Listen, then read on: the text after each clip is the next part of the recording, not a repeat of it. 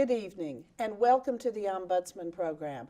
My name is Diane Welborn. I am the Ombudsman, and I'm also going to be your host for this evening's program. This evening, we are going to talk about man's best friend, the dog, how we license, control, and protect animals in Montgomery County. And I have with me tonight two of the gentlemen who are very much involved in this activity. I have with me Karl Keith, the Montgomery County Auditor. Hi, thank you for coming. Thanks for having me. Great. And I also have with me Mark Kumpf, who is the Animal Resource Center Director. Welcome, Mark. Welcome. Thank Good you for evening. being here. Thank you. So I'd like to go ahead and get started. I'd like to ask first about kind of the history of how we came to be where we are today with licensing animals. You know, this country we've had dogs with us forever. It's grown up, and now we have dog wardens, your position, in all of our counties, but I'm sure it wasn't like that, you know, 100 years ago, or maybe even 75 years ago. So what's kind of behind the movement to bring us to where we license and protect the animals today? Well, you know, I did a little research on this subject, and Okay. I don't know, you may know more about this than I do, but you know, one thing I've discovered is if you go way back in our nation's history, in the 1700s, and one of the first licensing efforts was to deal with livestock that had been bitten or attacked by wandering dogs. And so there was a licensing fee that was charged in order to reimburse individuals if they lost their livestock because it was attacked by a dog. Is that your understanding? I mean, I think that's correct. the first licensing effort in this country. But we've been licensing dogs in Ohio certainly longer than I can remember. Okay. Oh, Would you like to add? We look at dog licenses in Ohio going back to the 1800s. Okay. And we actually have some of our folks that collect tags that have got a few examples back from those days. In longer than I can remember. Yeah, okay. Yes, much longer. But as Karl said, it was originally established to create a fund that would compensate farmers and livestock owners for their lost livestock. And it helped assign whomever's dog was engaged in the nefarious activity monetary responsibility. We have had dog wardens in Ohio, you know, again, since the 1800s, and actually the Ohio County Dog Wardens Association is the oldest continually meeting animal control association in the United States.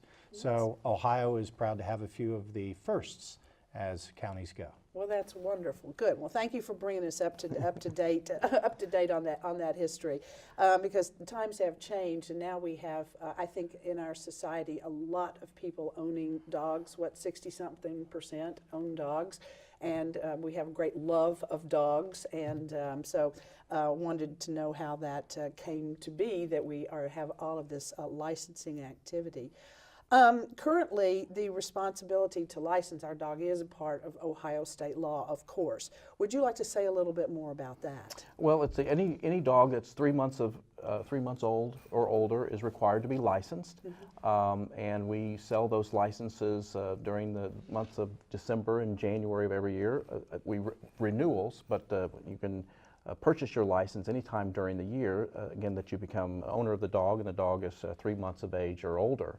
And like you said, times have really changed, and you know, now this has become a function of how we pay for animal control activities in general in our counties, and so it's become a primary source of funding for that activity.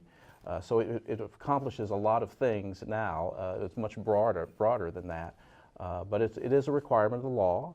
But there, you know, it's a good thing to do, and it also is good for your pet as well. I mean, we tell people it's your pet's best ticket home. If it's ever lost and it has a license, you can use that license to discover who its owner is and how to get it back, get it back to its owner. Besides helping to fund the animal control activities in the county. Wonderful. We issue about 65,000 licenses in Montgomery County. We have issued as much as 72,000 at one point, I think, 73,000 at one point.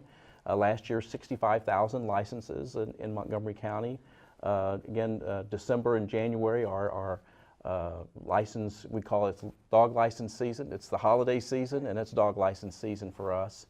Renewals are due by the end of January. Okay.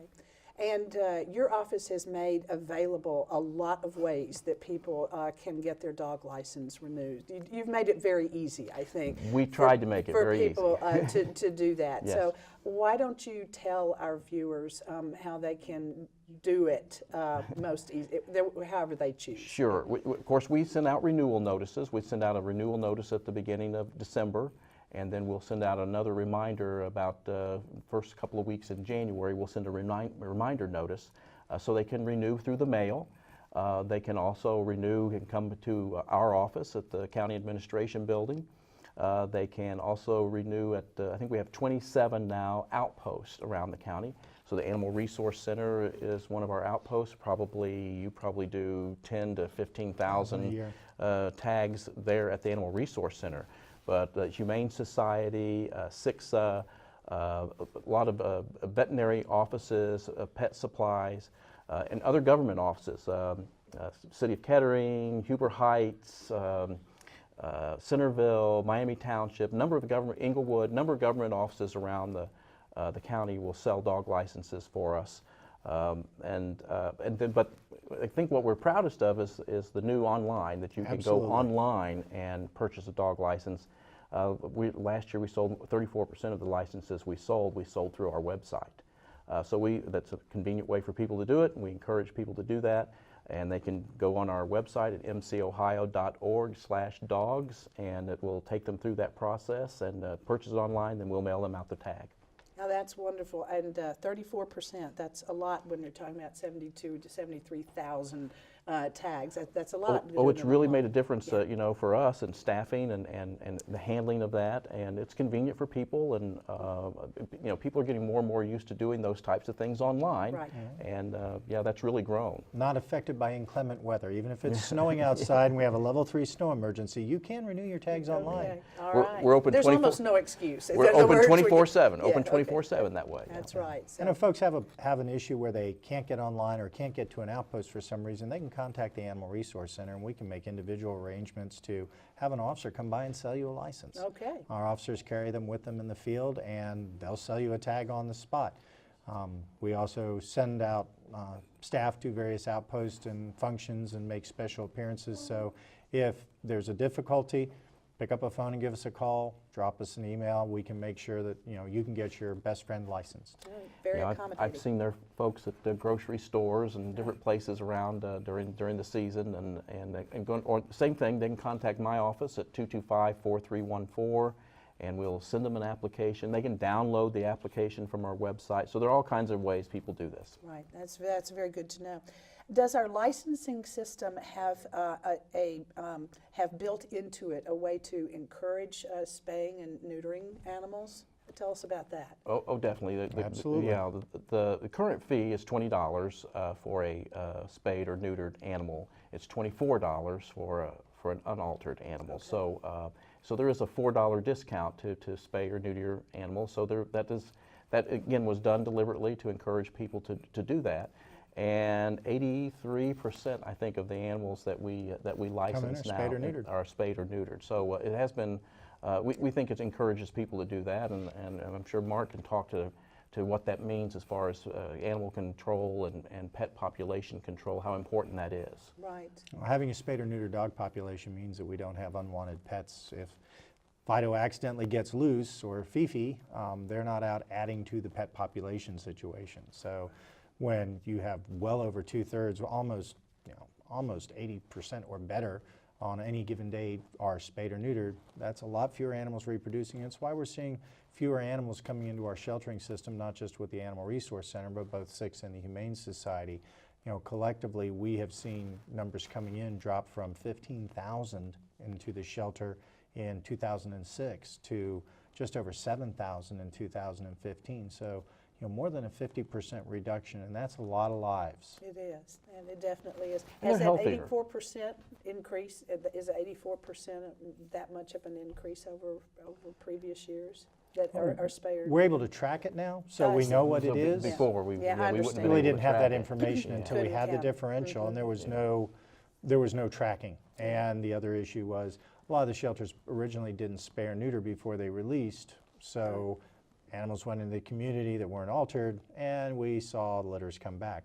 Now, no animal leaves any of the facilities, us, 6 of the Humane Society, along with all of our rescue partners, unless it's been spayed or neutered. So we're not taking a chance on having an accidental litter. And that's been a change. I mean, there was a time when the resource center would send you home with a gift certificate, and you could take that certificate. It gave you a discount to go have your dog, or spayed or neutered. So now they have a veterinarian on staff, and no animal leaves without it being fixed. And I think the animals are healthier overall too. So Definitely. Well, it seems like we've progressed in that regard and made a lot of progress from giving a gift certificate, which is a very nice encouragement, all the way up to. They didn't get used very often. No, they didn't get used very often. And so yes, some incentives work better than the others. While we're on the subject of tags, I'd like to ask the staff in the control room. There is a picture that I brought in that pictures the different types of dog tags that are available. So if you'd like to put that on the screen for us, then we will we'll describe that. That's it. That's the one that's in. Now you can't see this, but you know it. Okay. And you know it already. And I thought I printed out one. Here we go. This is what this is what the viewers are seeing right now, which you all already know. So take us down the list, either one of you. Let's start at the top and run through what these various tags are. Well, the tag at the top that's your basic tag. That's your $20, $24 tag, an annual tag, and then we also offer these bone and heart-shaped tags. Let's see, the heart-shaped tag is for an additional $5, and the bone shape is for an additional $10. And those, Mark can talk about where the funds those go to help. We have two separate funds at the animal shelter. One is called the Tiny Tim Fund, and that's for additional medical care for animals that otherwise wouldn't be able to be adopted. For example, a dog that comes in with a broken leg and we can't find an owner. The Tiny Tim Fund pays for that additional medical treatment. We also have our Caring Fund, which is used to help supplement the spay-neuter function, and we use that in conjunction with our placement partners. So for example, when we get in animals that may not be a candidate for direct adoption, but if we can work with a placement partner, being able to spay or neuter them, treat them for a variety of medical issues. We treat dogs for heartworm. Those dogs can then potentially go to an adoptable home. To give you an idea, when I took over at the animal shelter in 2006, our live release rate was just over 25%. That meant 3/4 of the animals coming into the shelter didn't leave with a positive outcome. We're now approaching 60% and going up every single year. We've never dropped. So these donations actively encourage and support animals going to homes. Very good. My current dog is a recipient of that. My dog was a rescue that was found on the side of the road, been hit by a car, and had to have some major surgery done to its leg, and was recipient of some of the funds there. We also had some local folks raised some serious significant money. bucks to help this dog. So. To give you an idea, Crash came in with a really Crash. Is your dog okay? Well, Crash has been that's what they renamed. named him. He has a much better name. He's now known as Winston. Okay. We renamed him. Yes, of course. Okay. But almost $7,000 in medical treatment was funded either by these funds or by a couple of Good Samaritans that found private them donors. and raised that. So those two tags help a lot of other dogs in Montgomery County. Right. And those are one-year tags. Those are annual tags. That's good. And I should say that all of the fees from all of these sale of these tags go to support the Animal Resource Center. Yeah, it's 100%. Okay. It doesn't go to fund any other operation in county government. It all goes to Animal Resource Center. That's great. Let's go on down the list then. Well, the next one on the list is again it's an assistance dog tag. So those that are registered as guide dogs or helping dogs, they get this type of tag, and there's no charge for that tag, but it does register the ownership, and so they do have a record of that, but we don't charge for that tag. That's very good. Now I'm going to ask you to stop there because I'm being told we have a caller. Okay. So hello, we'd like to hear your question, please, on the subject of protecting dogs. You're on the air. They're gone. Well, please call back. Okay, go ahead. Then the next two are 3-year tag and a permanent tag. And this is something that's fairly new, 3 or 4 years, Yes. that the legislature authorized counties to issue a 3-year tag or a permanent tag.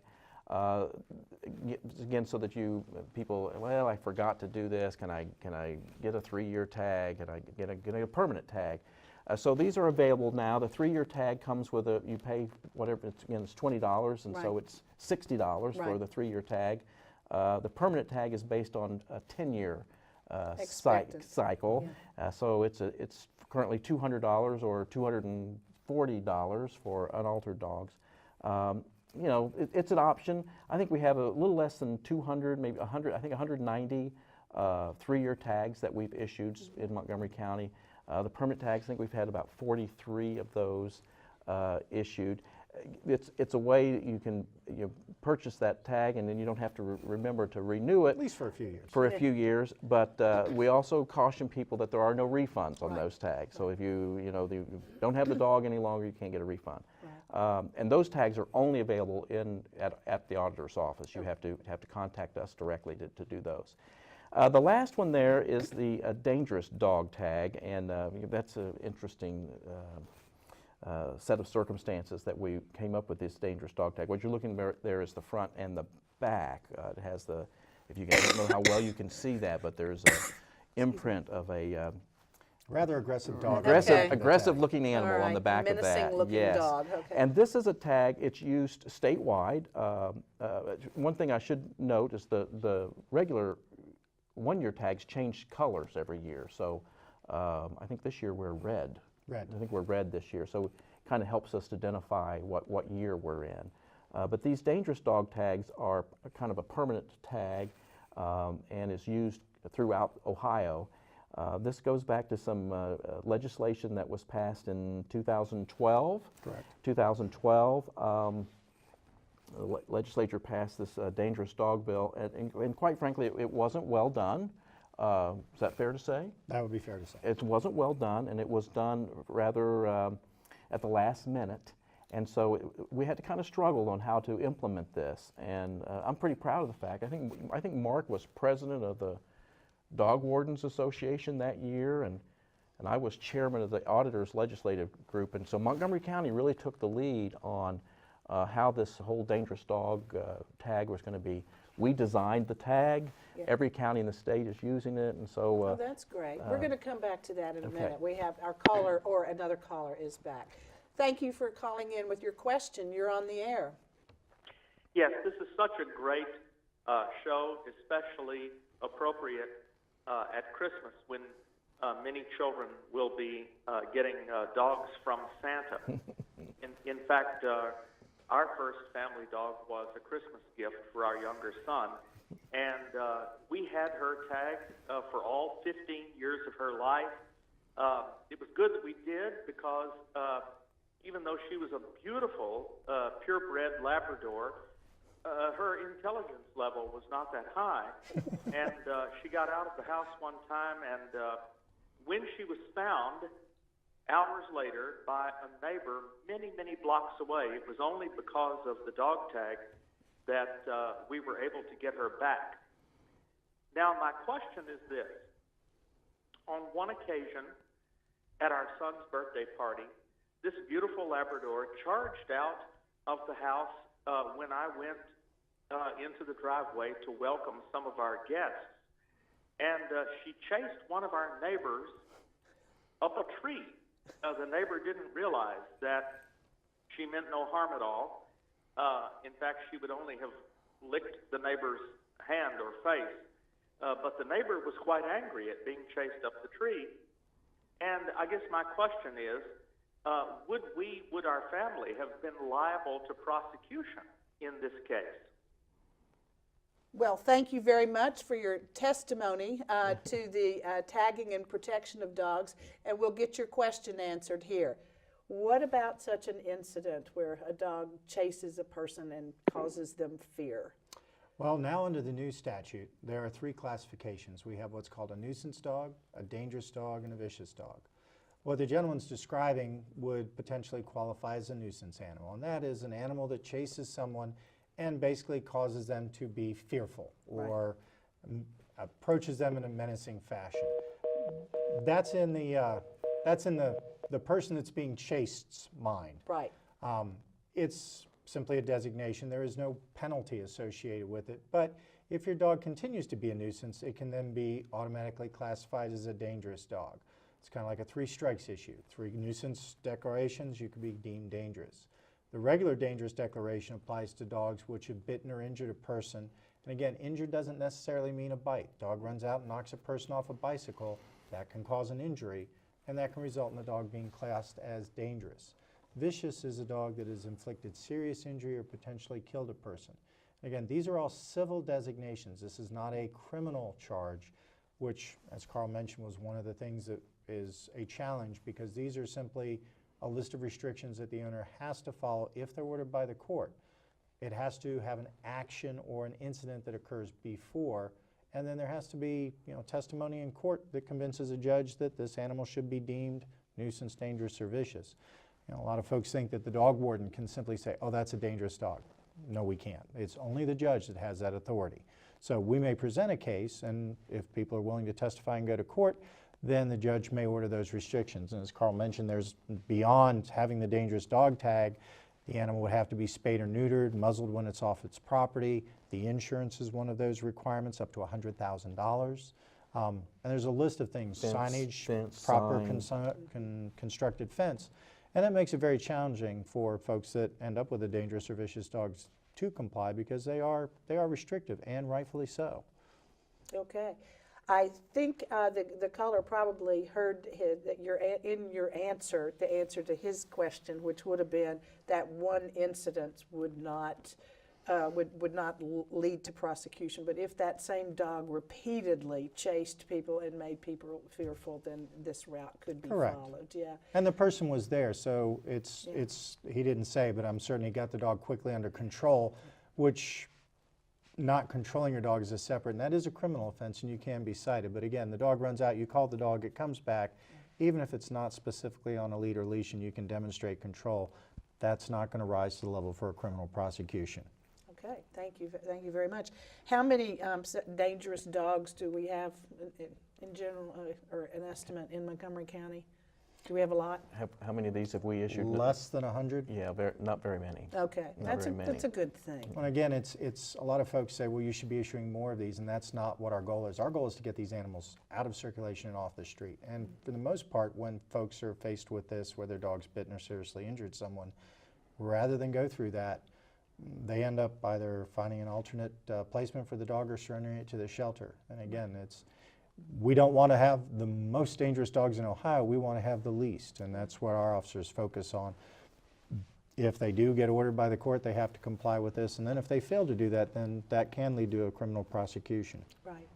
And you were saying before the call about the law, it was hastily put together, kind of an 11th hour type of thing, and yeah, we weren't given a lot of guidance on how to implement that, or how to license the dogs, or what the license was supposed to look like, and who was going to design that. So we really took that on ourselves. And again, we were both in leadership positions within our organizations, and so we were able to kind of lead that through our different organizations, and came up with this design. The County Auditors Association, as a group, paid for these tags and then distributed them throughout the county, again, because we knew that this wouldn't be something that we needed thousands of these sitting around. I mean, we purchased 70,000 tags during a dog license season, but we didn't want to, and there's a cost benefit to buying en masse, and so we kind of took the lead on that. The other thing, one thing I wanted to point out from the caller too, he mentioned that the holiday season is upon us, and it makes people will be buying puppies or adopting puppies, and we're encouraging adoptions at the animal shelters. Absolutely. We'll have the Holiday at Homes event coming up. But you know, the other nice thing about the holidays is purchasing the license for your dog. We try to encourage people that makes a nice holiday gift too. And I always have a group of licenses that I purchase for friends and family members.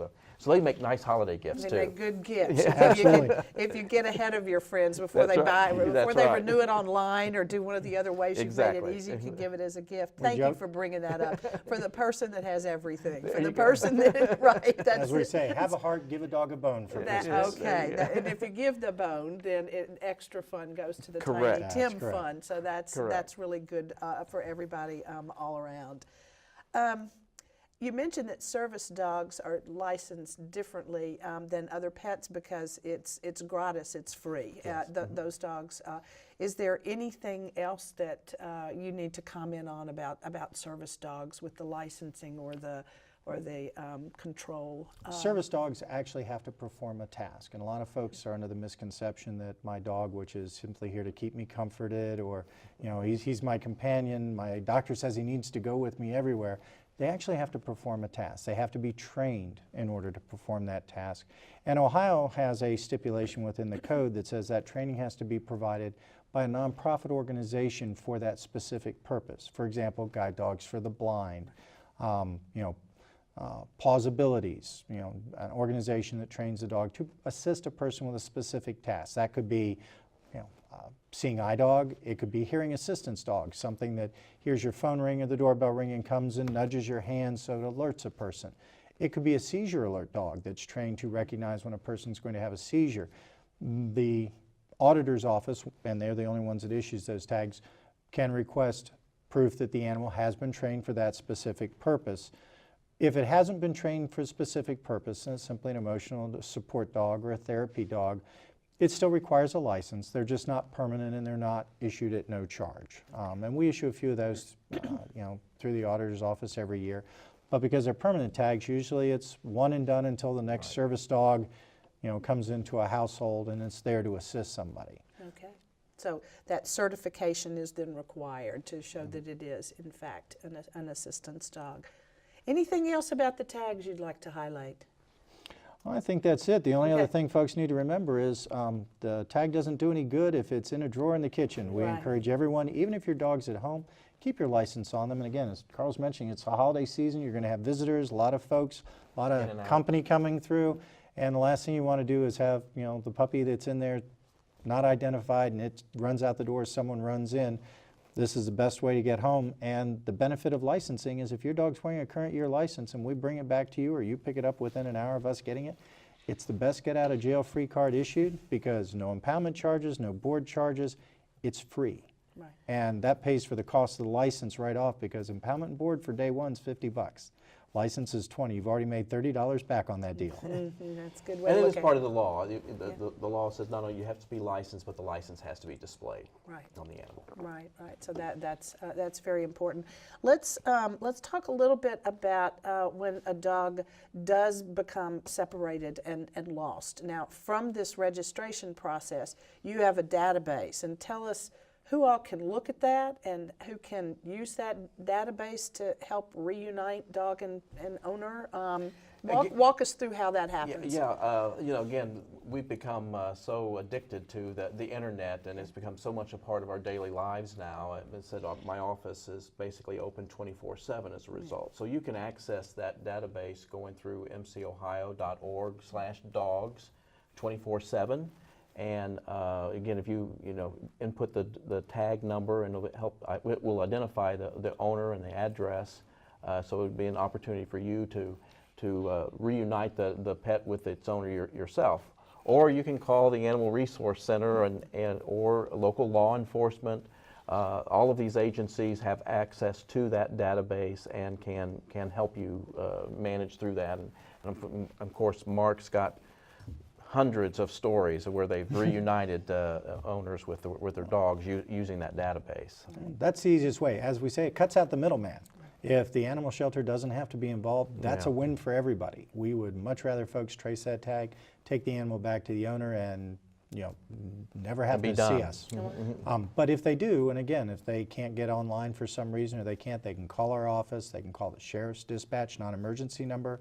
Auditor's office is online 24 hours a day, and they can simply type that information in. Again, dog licenses are public record, and that information is freely available for people that need to find it. So We've had people, that call, they don't have access to the internet. Right. Or they're out on the street and they have the animal and they've got the number, so they'll call, give us the number, and we can help them from Okay. there. Do you recommend that that once an owner recognizes the dog is either not in the backyard or not where it's supposed to be, that they immediately call you? Is that? don't wait. Don't wait. Okay, don't go searching for your dog or driving around the neighborhood. Start looking immediately, but call. contact the Call, shelter, okay. and we tell folks, come and visit. Dogs still can lose tags, Yeah. and we have folks that wait 5 or 6 days and say, oh, well, he usually comes home. If he's not home within a couple of hours, would you let your kid wander the streets for hours at a time or days? No, absolutely not. Don't you have to see pictures of the? Yes, you can. You And can here's a pictures couple of of, the you can dog, go too. online at petharbor.com, which is accessible using our zip code, and you can see all of the strays that have come into our shelter. It's updated every 10 to 15 minutes online. You can register in findingrover.com, take a picture on your cell phone, and it will match up with visual recognition, facial recognition. That's I impressive. kid you not. That is impressive. 96% accuracy, picture of your dog matched against our intake pictures. We call it Rover-tastic when we get the match. Oh, You'll get good. an email alert, we get an email alert, and it says, hey, guess what? A dog matching your description has come to the Animal Resource Center. You might want to go visit. Okay. And we encourage people to do that because usually folks will look for missing dogs within 24 hours. Cats, they wait 7 days. We tell people, don't think you have a cat. Come because you think you have a dog, visit within 24 hours.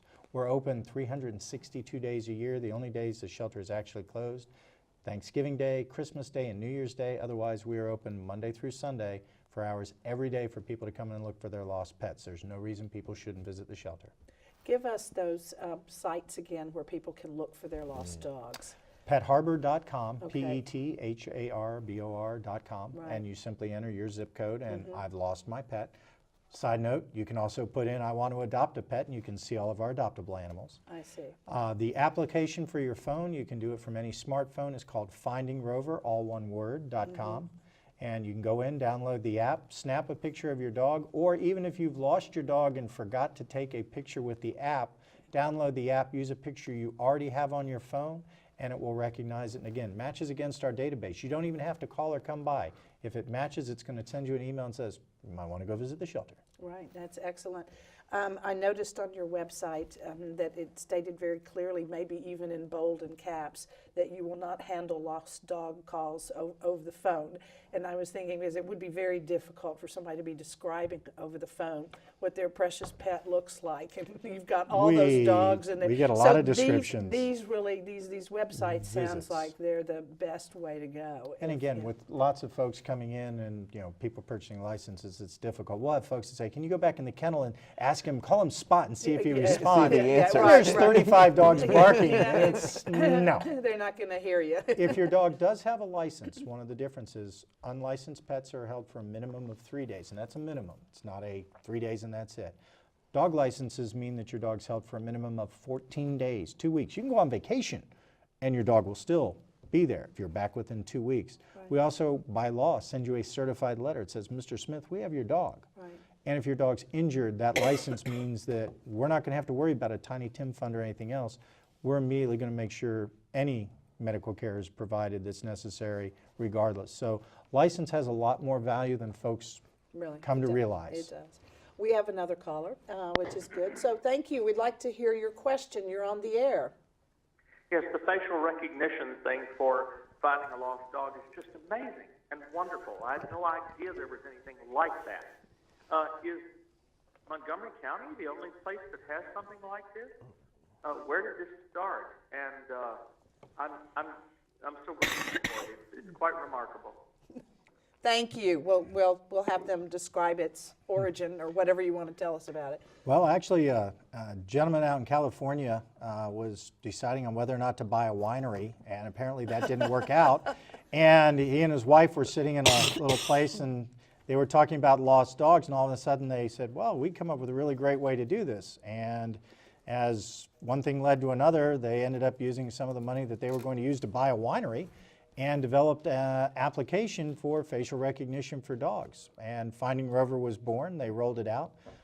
It's in use in a lot of shelters nationwide now, and more are being added every day. We were the first in Montgomery County to implement First it. in Ohio? First in Ohio. Okay, another first. Another first. And as part of our program, we rolled it out on July 4th with the Independence Day holiday. July 4th is our busiest day in animal control because every firework that goes off sends dogs running into the streets. Isn't that true? So- they're frightened. And this application, again, it's easy, it's free, there's no cost to sign up, there's no cost to put your dog in it's lost, there's no cost associated with it whatsoever. And it's incredibly accurate. It's frighteningly accurate. I understand they're planning on adding cats, although I'm not sure, when that's rolling out, but the dog side has just taken off and done wonders. And again, we got matches within the first week of having it, and the gentleman said the only thing he regretted was not signing up for the app the day earlier when his dog actually got loose. What do you know? Oh, that's right. That's a great story. Thank you very much. You mentioned, are there special circumstances when, things do get lost. The dog tag can get lost. How is that handled by the licensing division? Yeah, Do you get the same number? Do you get a replacement tag? Just tell us what people should do. If you lose your tag, you can get a replacement tag. There's a $5 fee to replace the tag, but you have to have proof of a receipt or somewhere you purchased the tag. And so you provide us with proof. We replace the tag. I think they do bang out the. We still bang out duplicate tags. We have the hammer and the dies. They have a hammer and a die, and we bang it out so that you get the same number that you had before. But there is this $5 fee, and you do have to have proof of proof of the original registration. That's great. We have. I also wanted to ask if there are special licenses for kennels that have multiple dogs. Oh yes. Okay. Yeah. The kennel licensing is a different process altogether. Again, I think that's only handled in the auditor's office. I see. Okay. So yeah, because you have to buy a vendor's license. you have to have a vendor's license as well. All So because if you're operating a kennel, Yeah. you're operating. You have an establishment that's breeding dogs for sale. Right. So you have to have a vendor's license. There's a $100 charge for the kennel license. That will give you 5 tags. Okay.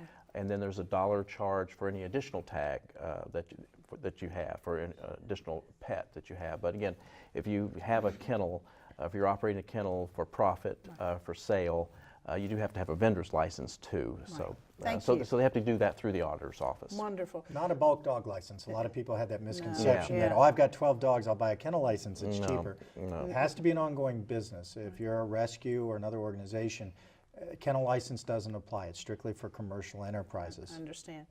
We have another caller that has a question. So, yes, caller, we'd like to hear your question. You're on the air. Hi, great show tonight. Quick question. If you have a dog that has been microchipped, does that still require the purchase of a license? Thank you for that very good question. We'll get you the answer for that right now. Thank you. Well, the short answer is yes. You Yes. still have to register the animal, so it still needs a license. A lot of the dogs leaving the shelter, right, they are licensed and chipped, right? Correct.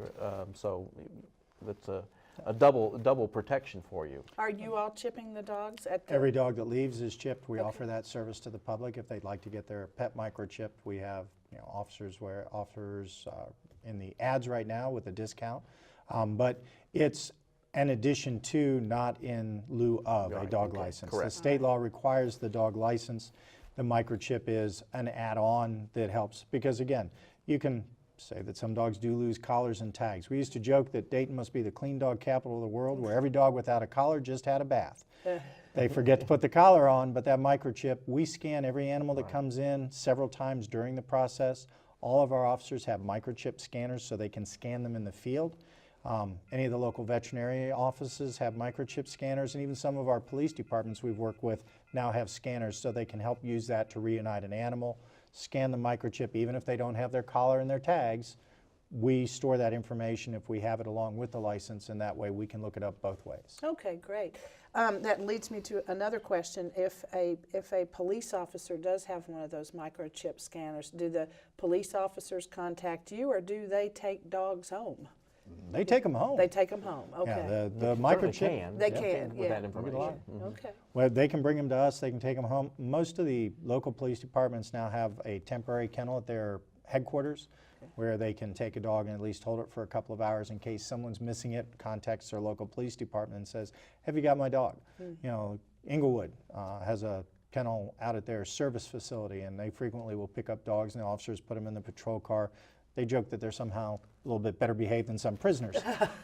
But they'll drop them off at the service center and then call us to come pick them up, and that gives an owner a chance to go out there. Again, you know, if your dog's missing, don't wait. Going to the Inglewood Service Center and picking your dog up from the Inglewood Police, free. You know, once the dog's impounded, that charge starts, and although we have several options such as payment plans, IOUs, even a work for pets where you can do community service to work off your board and impoundment fees, it still costs to take care of an animal every day. You know, those dogs have to be fed, watered. We have a veterinarian on staff. All our dogs are vaccinated. You know, we treat them for fleas if they come in. You know, I had one gentleman that joked that he made sure his animals picked up once a year to get his vaccines updated. That's not how that works. No, no. So Expensive way to do that. Yes, but for you know, everybody. we want to make sure that the animals are properly cared for. And again, that all goes back to the reason we have licenses now, is to make sure those services are available. And we take care of over 7,000 animals a year. They get the top quality treatment because folks out there do the right thing every year and purchase a dog license. That's good. Talk to us about the vacation registration program with respect to dog control. Now that's not done at my office. Okay, that- all right. That's something That's a that dog my- warden That's feature. yeah, Okay. yes it is. When you purchase your dog license, you're the owner, and you may have one or two folks that are listed as the responsible party, and they're the only people under law that can redeem that animal from a shelter. The vacation registration program says, hey, we're going to go out of town, and our good friend Steve is going to be puppy sitting. You can contact the Animal Resource Center, and for your properly licensed dogs, we will put you in a vacation registration, which says, I'm going to be out of town for 2 weeks over Christmas. Steve, even though he's not the licensed owner, is registered, and if something happens while he's watching him, Steve can come pick him up. Steve can bail my dogs out of puppy jail. We have a lot of folks that go out of town, or you know, even some of our deployed service members that don't realize that that license is ownership, and we can't simply hand your property to anybody without the law saying we can. And that vacation registration program gives us an alternative to the actual owners. So you can go away on vacation with the peace of mind knowing that someone that you've left in care and custody of your family member is going to be able to come see us if something happens. And again, it doesn't mean that anybody's done anything wrong, but meter readers, folks visiting, gosh forbid, accident at the house, fire, flood, what have you, pets get out, and we understand that. This means that someone else, if you're not here, can act in loco parentis for your pet. Oh, yes, okay. Is it being fairly well used? We have a lot of folks that go on vacation that call and register with us. You know, Okay, again, so then it's not something that they have to do, but it's certainly, if you haven't already designated that spare caretaker, Right. it's a great thing to do to make sure your pet's protected while you're on vacation. Right, then also the owner doesn't have to worry about that. And free, no Yeah, charge. Okay. I noticed with great interest that on your website you have the top 10 breed of dogs every year. That's just lovely. And I didn't bring the list of them, but I'm interested in hearing from you how that might have changed over some time. I mean, do Labradors just stay at the top of the high, list. You know, it's, Probably. Yeah. You know, and it's self-reporting. Yes. So it depends on what the owners puts on their application as to what designation the dog has. So right, you're and not so checking that we're at not all. checking that. But it's helpful. It's helpful. Yes. And again, when the dog's lost or it comes to someone comes to reclaim it, that they know that it was a breed they describe. German Shepherd or something that Right. helps. But yeah, Labrador Retrievers, I guess is always at the top of the list. Generally. Chihuahua is second. Very popular. Pit Bulls, German Shepherds. These are like the middle of the list. Yeah. Stay in there. But make no mistake about it, and this won't make Mark happy. But make no mistake about it, the top breed is mixed. Okay. Yes. Ohio is County 57. We have the most Heinz 57 mixed breed. It's something, something. Some of this, some of that. You never know. That's the And top of the list. That's is the mixed. top of the list Yes, is mixed. Well, I had a that's dog sort of once. understandable. Yeah, I had a dog once, took to the vet, and this was a rescue, and it was a puppy, and I wasn't I knew it was a lab. It had some lab in it, because from the look of it, but I asked the vet, okay, what do you think? I know he's mixed. What do you think he's mixed with? And he studied it, and I think we better just stick with mixed. Just mixed. Okay, it's too hard to trace. Too you hard can do to DNA tell. testing these days, and they'll tell you percentage-wise what's in there, and we look at it and go, That's nah, You do- not what it looks like. It doesn't really match up with But it's that a fun kind of it's a fun list to Sure have, it and is. Sure it is. so the labs have been at the top of the list probably every year as I can almost remember. everyone. Yeah, wow, that's pretty amazing how they maintain that popularity. Oh, And yeah. it's also another good way of using the data that you're collecting from these forms. To the Resource Center, you have a lot of responsibilities, of course, but you have to enforce a lot of the state laws pertaining to dogs and confinement of dogs. Please talk about your primary areas of responsibility. Our chief area is making sure that we don't have stray dogs running loose on the street, and both our officers patrol as well as answer calls for service where people have reported animals at large. That's where we pick up a lot of dogs running loose. And that control ordinance at the state level requires dogs to be under adequate control. Doesn't necessarily mean they have to be on a leash, but they have to be with the owner. So Fluffy's 3 blocks away. He's not the neighborhood watchdog. He's out running at large. He's subject to impoundment and a potential citation. And that can be fairly expensive.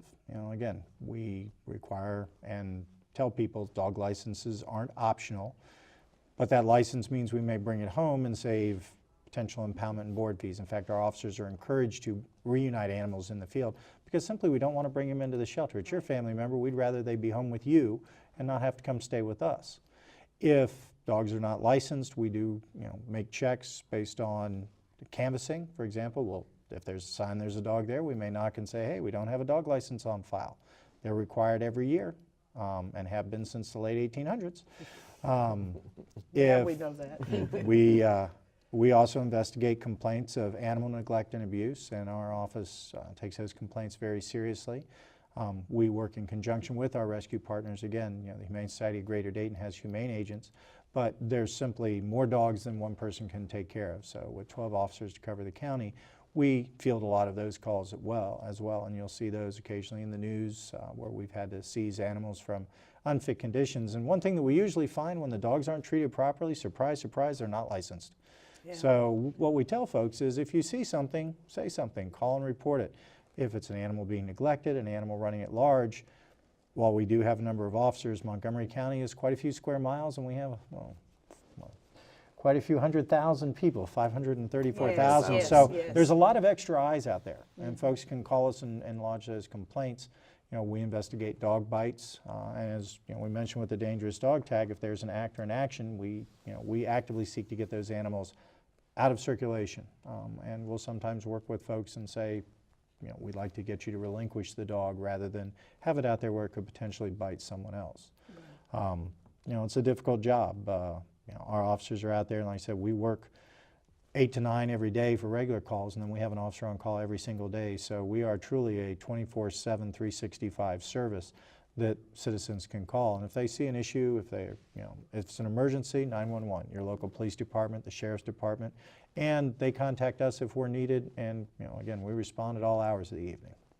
I hope the answer to this is very few, but do you do many neglect and abuse of animal investigations each year? I wish I could say it was a few, but that's incorrect. We do quite a few of those, and we work, again, closely with the Humane Society and their humane agents. They refer a lot of just essentially the dog-related calls to us, but we handle a lot. And unfortunately, while most of them may be a perception issue, I don't think my neighbor's feeding the dog, or I don't like the doghouse. What you and I think is good may not necessarily be a violation of law. We do find cases where cruelty and neglect is serious.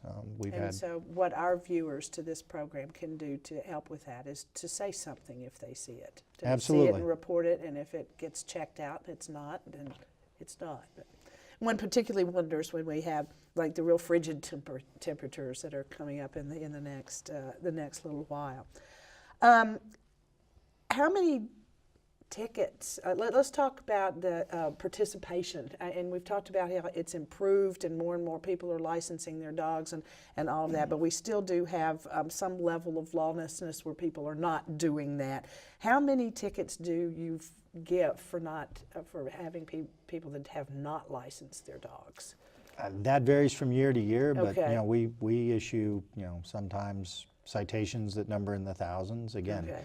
3 dogs at home and you don't have 3 dog licenses, that's 3 citations. We don't get to write a bulk ticket where we can put 4 or 5 on one citation. Right. The good thing about that is that the majority of the infractions that we deal with are what we call minor misdemeanors, which means it's the functional equivalent of a speeding ticket but without points on your license. Right. And if folks are willing to learn, we have an animal awareness program, which is a pre-trial diversion that they can sign up for. And if they attend the program successfully, and it's a couple hours of their time in an evening, and they purchase their dog license, those tickets get waived and they don't even have to go to court. Okay. That's a one-time offer. But for other infractions, we work closely with our prosecutor's office and we present charges. And again, as much as we'd like to say we don't have that issue, that's something that's not peculiar to Montgomery County. It's all over the country, and we take a very strong tact on people that mistreat their animals. And we will prosecute them and we seek sentencing. We have had some very good success in our courts, and we've seen folks not only get some substantial fines, but active jail time for cruelly or mistreating their animals, which is as it should be. Right, certainly. What improvement in the laws regarding the care and protection and licensing of dogs would you and your association of county dog wardens and you as auditor, what would you all like to see if you could write the law? What would you, what would you want to see changed? What do you all need? Well, again, there's a lot of things that could be tweaked. Ohio has one of the oldest sets of dog laws on the books, and some of those have not been substantially updated since the late 1950s. And Carl, I think you'd agree that we've come a long way since 1950. Right. Some of the definitions in the state laws could stand to be improved or tweaked. Again, we talked about the dangerous code, and the statute we have now is predominantly a civil process, a designation, whereas it would be more effective to have a criminal statute that we could enforce. And those are changes that legislators have worked on. Our county commissioners are committed to that. They've worked closely with legislators who have been promoting legislation, although we haven't seen many of those things succeed as we would like to. There's always hope. We had a very large dogfighting case back in 2006, and one of our local representatives championed a bill that went through, and that allows us now to have a hearing where folks have to post a bond in order for us to hold the animals. Those particular dogs we held for over a year, and they weren't candidates for adoption, but had we had that procedure in place, that wouldn't have been the case. Now we can turn those animals around very quickly, and even in some of the most difficult cruelty situations, we can find homes for those pets. Again, Carl mentioned some of the things that we weren't quite clear on. Even some tweaks in the code that set specific time limits, for how long procedures take would be helpful. And one thing that's kind of antiquated with the dog licensing is the certified letter with the dog license. Most people don't use certified letters very much. They've become much more expensive than the 25 or 30 cents they were when the law was enacted. And folks traditionally don't open certified letters or take them because they think it's legal service. So that's one of the things we've been working to remove, so we can do the email notification, just a letter, because there's a presumption of mail delivery. It actually gets to people's houses, as did all the renewals this year, on time. Yeah. There's been some legislation that's been introduced and got through one house of the legislature, but not both. So I'm sure this is Senator Beagle's bill. I'm sure he plans on reintroducing that in the next session, and we've worked with Senator Beagle's office on some of that. But one of the things I think the Auditors Association would like to see, and again goes back to the dangerous dog tags, is, and Mark and I have talked about this, you know, one thing we'd like to see is to remove the auditor's office from that process altogether and put that into the hands of the dog wardens, because it's not a registration process, Right. it's an enforcement process. right. And that's more, And it has to go to the court. and it's more their lane than it is ours. And so it removes us as a middleman that really is an inappropriate role for us. So that's one thing that we'd like to see pushed through in the next session of the legislature. Well, I would think that with 72,000 or whatever it is, dog licenses, that there's a lot of support. That's just in one county. So, I mean, you have allies out there. So, Oh, no question about it. No question about it. I think that's one of the things we know about our dog owners. Right. You know, you have that kind of compliance rate in our county like we do, and the number of owners who purchase the extra, Right. pay the extra money for the donation tags. Even people when they've lost their pets, we'll have people that will send us money at license times, and my pet's passed away, but I still want to contribute to the fund. And so we do have That's very good to people that are very caring and know that this is a good service that's being provided in their community and want to see it continue. That's Absolutely. great. We have very little time left, sorry. but it is the Christmas and holiday season, and I know that you have a wish list for your shelter, so you're accepting donations. So I'd like you to just say a bit about that, and then we'll give a chance for you to close for us. Well, our wish list for Christmas is to give every dog a home. Come visit our shelter and adopt. If you'd like to make a donation, our list is online at www.mcohio.org/animal shelter. You can go online to find that. You can also come visit us at the Dayton Mall on December 17th. We'll be down there for Home for the Holidays with 6 in the Humane Society, trying to adopt out as many animals as we can. And we just like to thank everyone that's purchased a dog license so far this year and all those that will purchase them. That's the best gift you can give your dog and the best gift you can give to your animal shelter. Thank you. So I'll just follow that up and say that again, the licenses are due, renewals are due by January 31st. They can go online, mcohio.org/dogs, and purchase their license online, or visit any one of 27 locations around the county, or call our office at 225-4314, and we'd be happy to assist them. We encourage people to take advantage of that, and it makes great holiday gifts. Yes, it does. Thank you both very much for Thank coming you. on the Yes. program. Great information. And thanks to the viewers for watching and for those that called in with questions. Thank you.